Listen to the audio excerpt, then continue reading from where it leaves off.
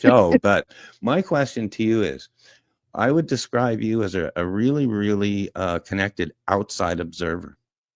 Okay. That as much of the inner workings that you work under the scenes, I can't even get into it. It's so complex and it's so life changing, and lives are on the line. But I want to ask you as an outsider. Yes, please. Because I see the Alberta thing, the Alberta 51 thing, as much simpler than other people think, and that people in Alberta or Canada think it could happen. I was taught many, many years ago in 1984, 85, that if you're not going to go big, don't go at all. Big True. things happen. Yes. Stuff happens. And that's been my feeling as an outside observer. You have seen so much that has happened in the past few years in terms of the AB 51 movement and all the others thereof. What do you think, and what would you say to Albertans as an outside observer, that can they do it? It's called a BHAG, a big, hairy, audacious goal that could never happen. Nothing could happen. Mark Lamb says, we were told we were never able to fly. We're flying now.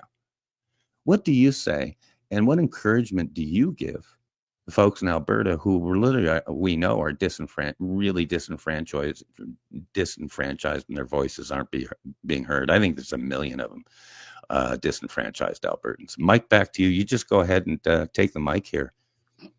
Pardon. Definitely, 1,000,000%.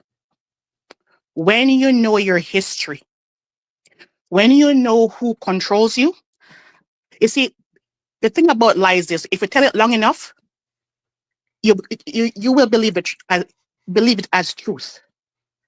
Okay, so there are many lies over the past 3 years that I've discovered about Alberta. And so when I realized, I was so shocked. We didn't have a constitution. We're just part of the Dominion of Canada.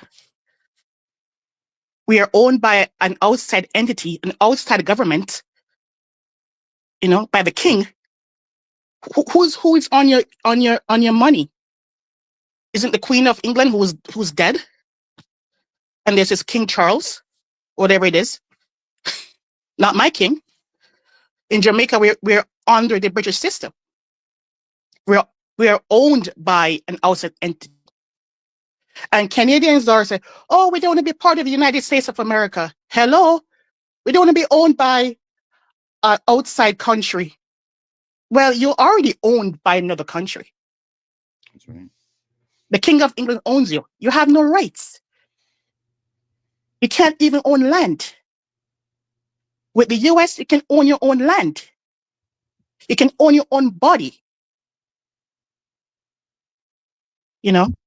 So the truth is, people need to not be afraid of questioning things and wonder, could it be true? They need not be afraid of investigating.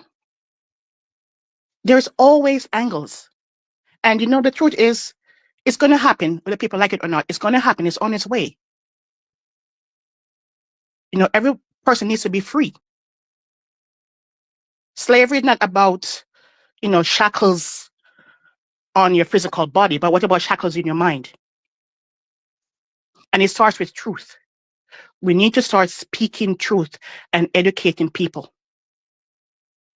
because your politicians are not going to tell you the truth, because they have their hand in the cookie jar. And yes, there's going to be a fight, but we need to grow a backbone. Think about your kids and your grandchildren. If you want things to change, you have to engage. And there's too many lies on the line.